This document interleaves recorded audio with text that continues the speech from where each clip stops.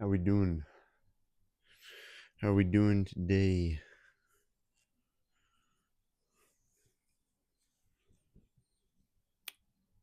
My roommate's about to wake up, so I should probably close this door. But today, man, we're just folding some clothes and talking about some honest, true things, man. Being real this morning. It's about 5:30 a.m. Couldn't sleep, so I decided to get up a little bit early and start my day. And I seem to have lots of laundry that I have been neglecting, unfortunately. So here we go. But before this, I was working on a um, podcast, a Theo Vaughn podcast. It's a comedy podcast, and usually I like it, and I did enjoy listening to it, but it just felt to me like it was becoming really redundant, really childish to be listening to such a thing that doesn't really prove any productivity, any sort of love towards me and my goals. So I decided that I'd turn it off because I had some thoughts about comedy. Comedy in today's society and what that looks like in the context of some of the journey that I've been on pretty recently. So I think one of the reasons why stand-up comedy and the comedy scene is so popular is number one, it's very appealing. You know, pleases a lot of people, relates to a lot of people, makes people feel heard, makes people feel special because they're able to take problems, anxieties, worries, internal thoughts that they may not be giving much credit to or much thought towards, and it lets them take those things and make light of them, right? It probably does, a couple other things like the fact that it's an event, and since there is a community with it now more than ever, or at least a popular one, people gravitate towards the community and they love to be a part of it. So there's a lot of good in it. But what does comedy really do? Who does it attract? What kinds of people does it attract? I mean, comedy doesn't really question many big things in life. Now, it might to a subtle degree, but never directly in your face, like something like let's throw out there, a psychology book, right? Reading a book about some sort of major historical event, or maybe one that challenges your thinking properly and not in a distorted manner, but one in a very explained, literal sense. Comedy attracts those who do not crave that sort of question.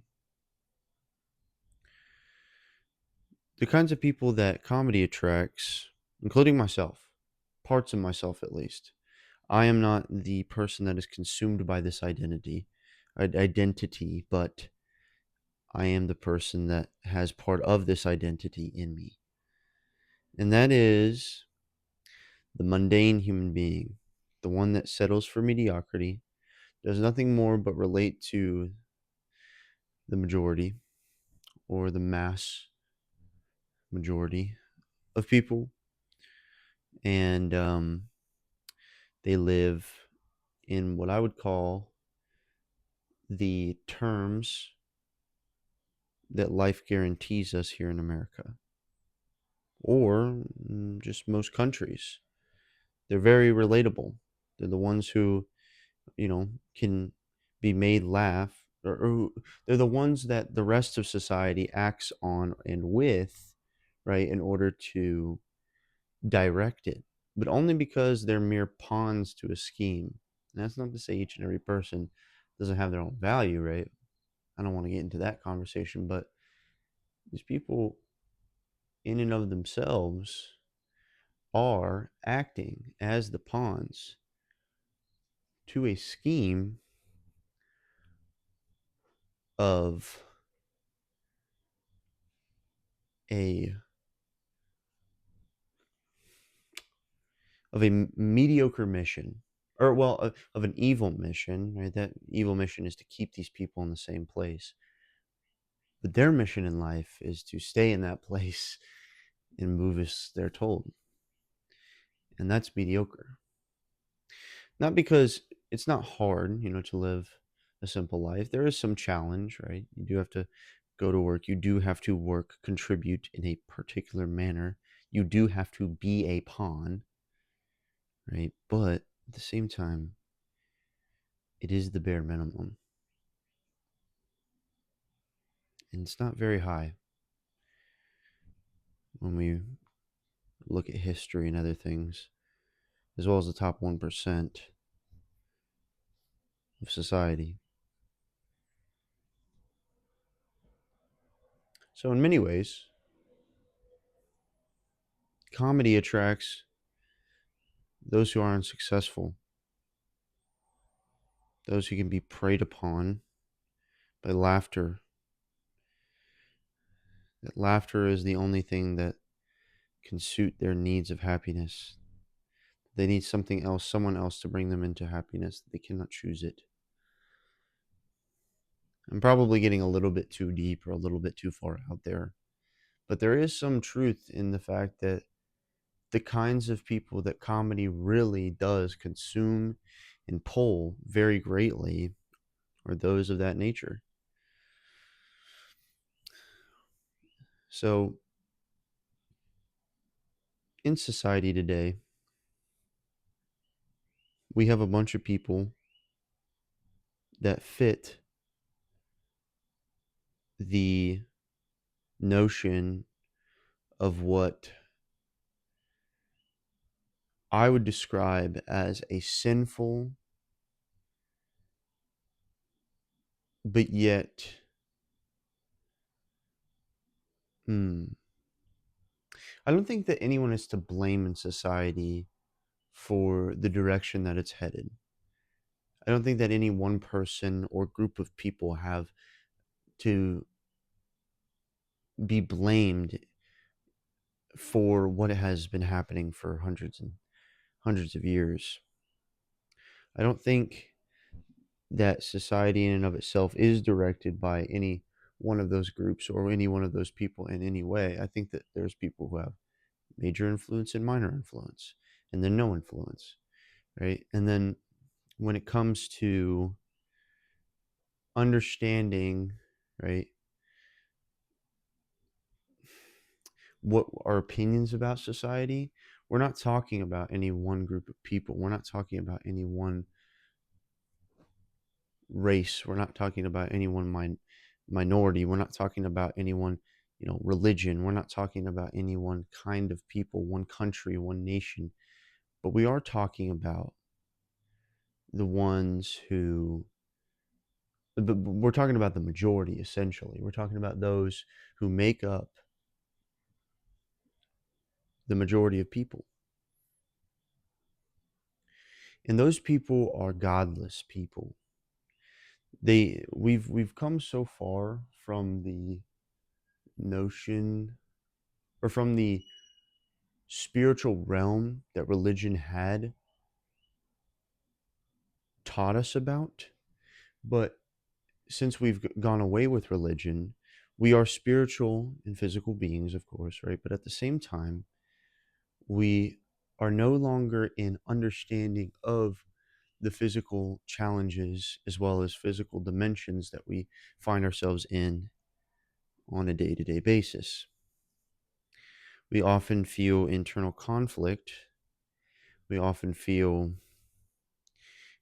internal emotion, desire, drive, this, that, and the other. We feel so many different types of ways internally, and we have no idea how to deal with them or how to define them. When I think, in a very literal sense, back in the day, we had books, we had literature to tell us about these things. And not just that, it was understood because it was taught about amongst the people, right? So, not just in the books, but also in the people's way of life, it was taught. And people, once they started to learn about it, would dive deeper in and of themselves, creating their own opinions and then bouncing those opinions off other people to fulfill a narrative and understand a context. And so that was, you know, understood to a degree, right? And then obviously debated and wondered at, right? But when it came to the spiritual dimension, it was definitely 100% recognized. You could not go through your life without realizing that there is a spiritual and religious aspect to society and to life itself.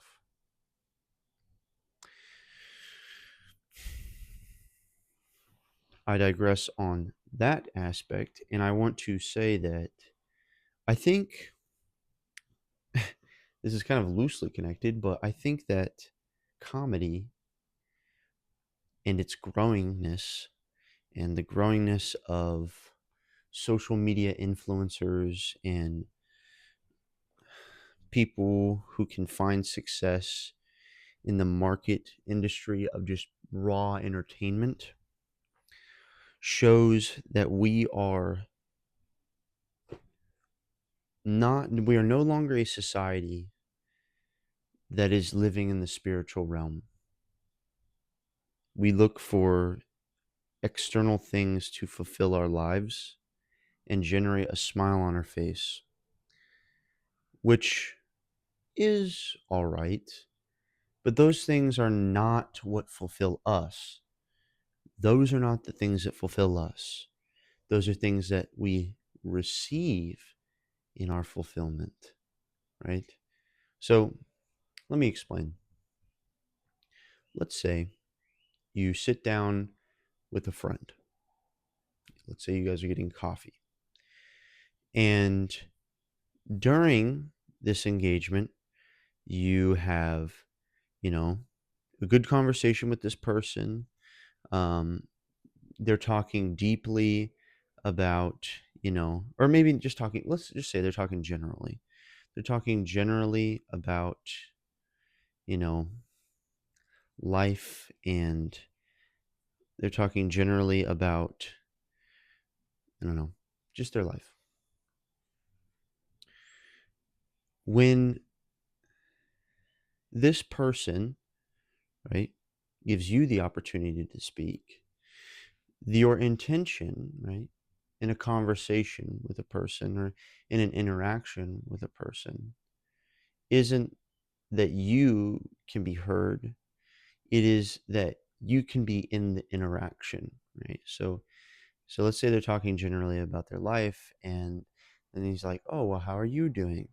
And then you go on a long spiel, taking up their time, not being considerate of them, but more concerned about how you're conveying your message to them, right? More concerned about what you're doing, maybe more concerned about what you're thinking, what you're feeling, what they're thinking. While all those things are probably necessary to have in consideration, they are not necessary to have in fulfillment. It's not a fulfilling conversation if those are the things to be focusing on. It's about intention here, right?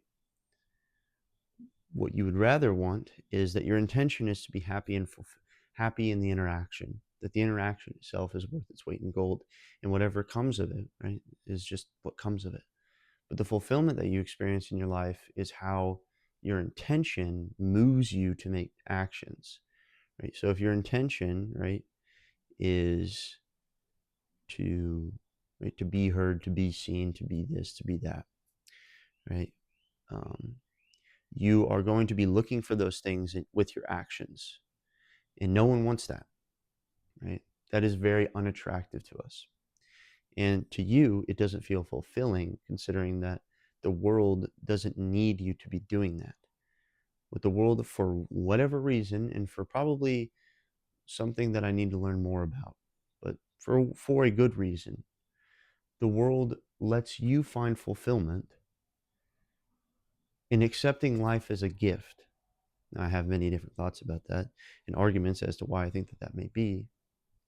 But when we do that, right, as people, we begin to see that we are very divine, and there is an intention and a purpose behind how we're thinking, and and and what that translates to amongst other people in society as a whole. And in that, I would say that if someone were to understand what I'm talking about, they would also understand the power that they hold in their actions, their thoughts, and in the things that they say. Right? I guess that's an action as well, but yeah. Intentionality is a huge part of life. And a lot of this stuff you got to remember is subconscious, right? So a lot of this stuff is, right, we want to be this way, right? Like we all want to have good interactions, right? We all want to have that feeling of fulfillment, but we don't all want to face the fact that it may be in the thing that we're the most fearful of. It may be in the thing that might be most challenging to us. It may be in the thing that we don't want to learn about because of preconceived notions and trauma. And so we also need to recognize that society is very damaged in that regard. But I don't think if we can look at life with a fulfilling light, if we can't look at life with a fulfilling light, then we can't understand what is killing it. What is killing that fulfillment? What is killing our sense of purpose?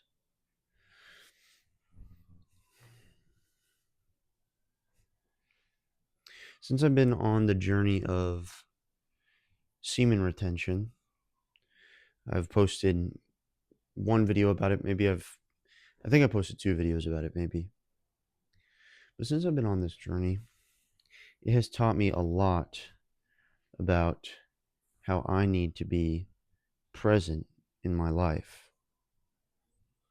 Now, if you even made it this far into the video,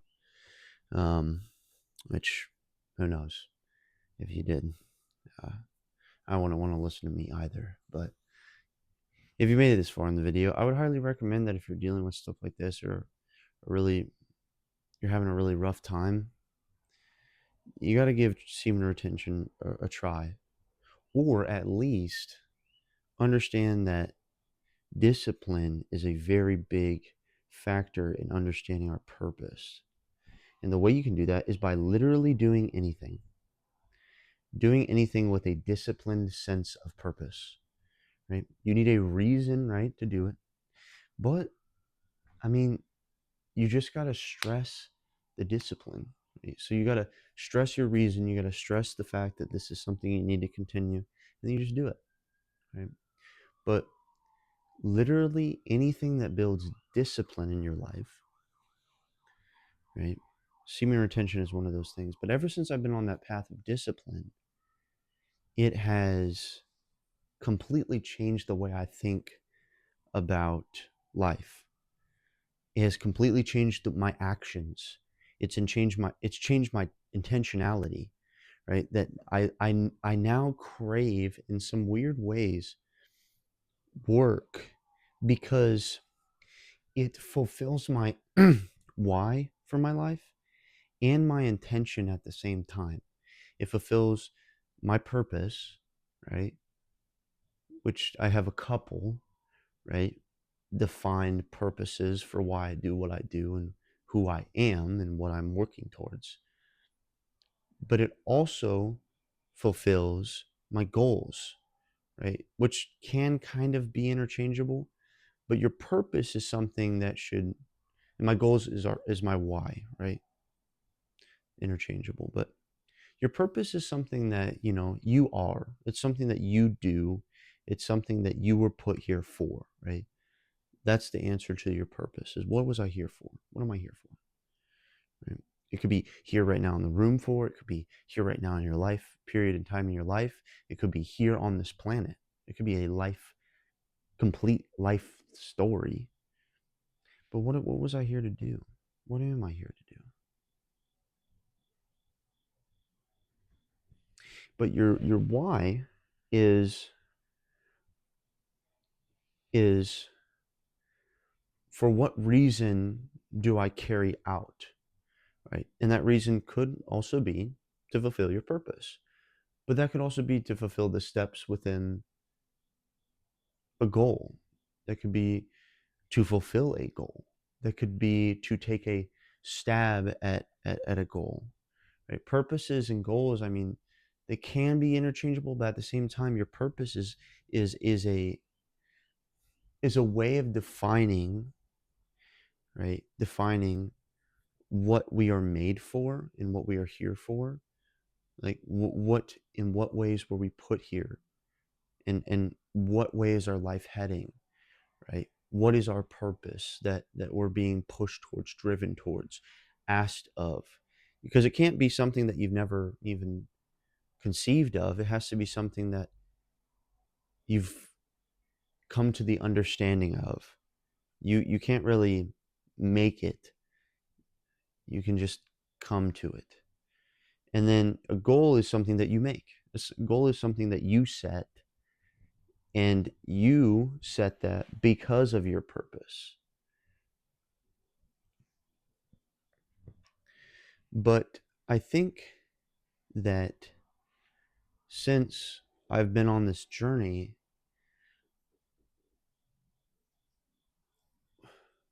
I wasn't able to really understand the importance of setting all these things, being disciplined, working at something, working at life in general, working on myself. I didn't understand its significance or why it was even necessary. Like I couldn't give you a reasonable explanation as to why all those things would be necessary, and it makes sense. You know what I'm saying? Like, why I couldn't give you a reasonable explanation, and you walk away from that explanation and say, "Oh yeah, I really get it now." No. Um, Now I feel like I can do that. I feel like I have the power, the ability to dictate or to explain that. And now I myself am trying to work towards those things now, which is, it's a rough patch, man. Like, legitimately, when you're so far down into a hole, you really need to work your way out. You really need to, you know, do everything that you possibly can to get through, what you put the hole that you dug yourself, number one, but also the challenges that come up immediately, right? Because when you first start working towards a goal, when you first start working on anything, there's so much that comes up. I mean, before you even start on a goal, there's like a million thoughts that just race through your mind all at once and say that you're not going to be able to do this, you're not going to be able to do that. And they're all lies. Like, they're all such lies. They don't make any sense either. Right? I mean, they do make some sense. To their credit, they are worth considering, but they are not worth saying that there is no place for you in that goal, and that what you were thinking is just idiocracy. There is something in there that you want, but you just have to define it. Don't destroy yourself trying to figure out what is the most important to you. It's just going to run you wild.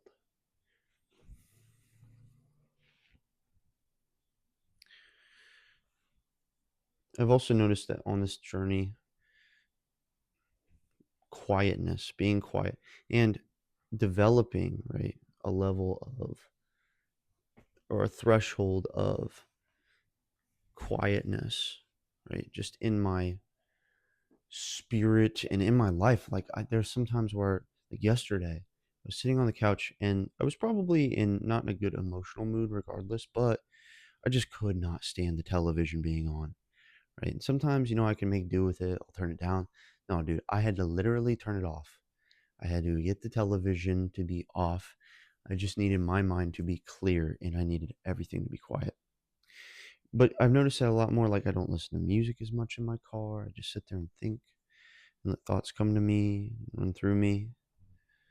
And in doing that, you figure out a lot about yourself really, really quick because you cut out the noise. If you have no noise, if you cut out all the noise in your life, your thoughts become super intentional. You pick up where you've left off on your thoughts. You pick up where you've left off on your internal work.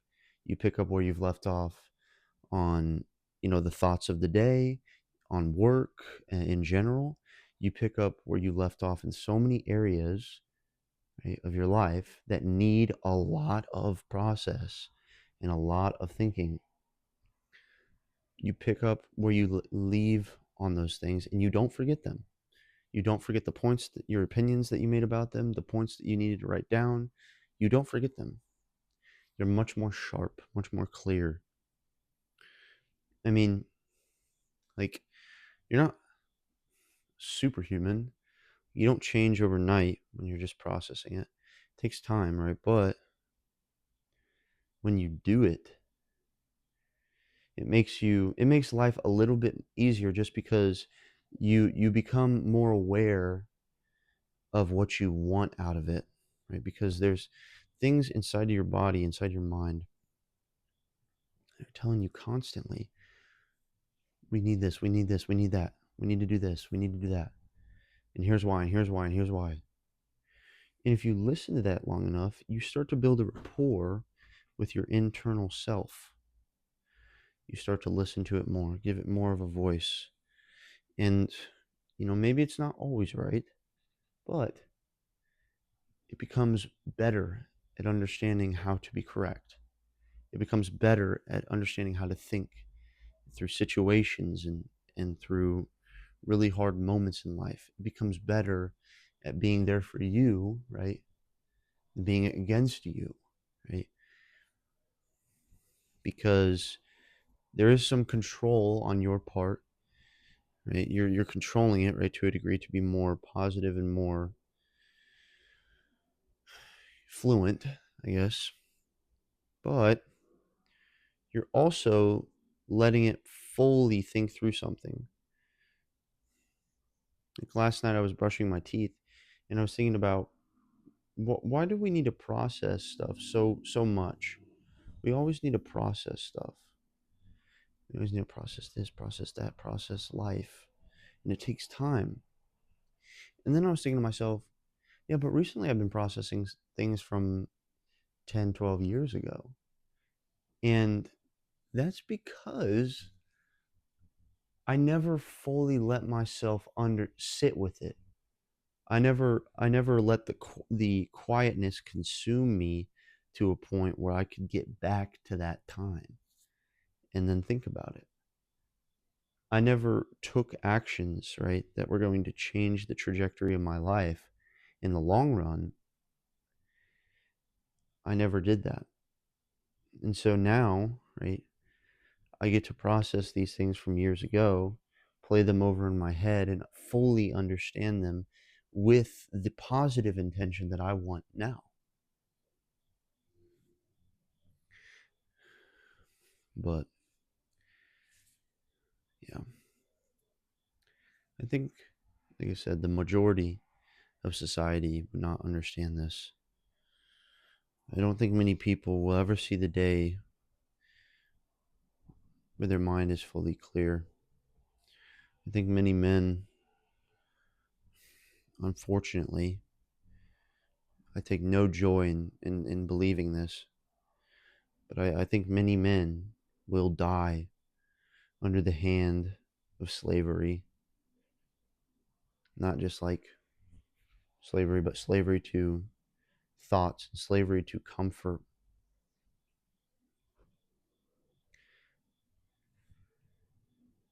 More than they ever have, ever. Today, the number one killer is comfort. The number one killer is striving to have peace of mind. It's not always important. It is important to possess, right? But you don't possess it, man. You choose it, you think through it, and you find it. You don't take a pill for it. And you sure as hell don't just lift a weight to do it. I mean, sometimes that's all that people need. Sometimes, people's lives are so built, all they need to do is go to the gym, and that's the only thing that they're not going to do. But also at the same time,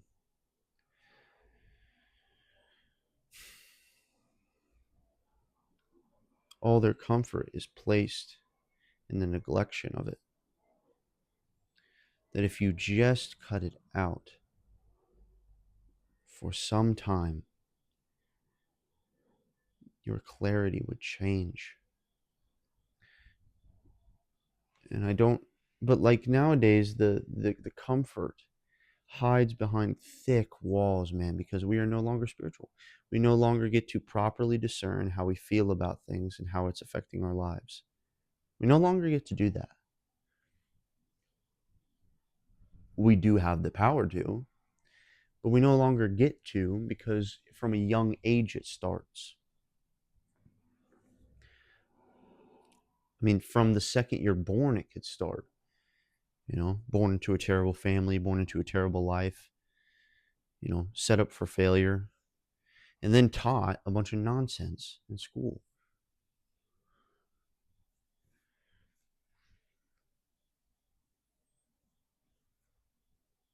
Like, we don't make it easy.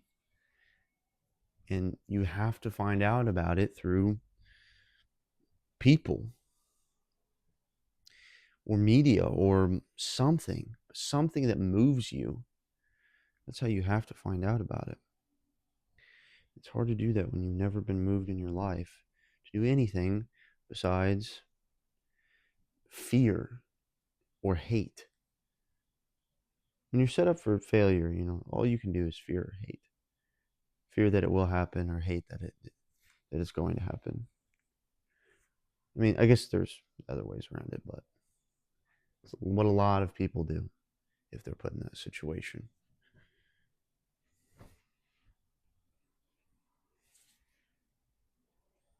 It's sad. And it's hard. It's hard to watch. It's hard to listen to. But it is the life that we live. It is the ways in which we move about our world. So, and here is my last shirt. Thanks for watching. If you like this video, you actually watch to the end of it, please subscribe. I'm going to be talking a little bit more about semen retention and a little bit more about life in general. So, love to see you, man.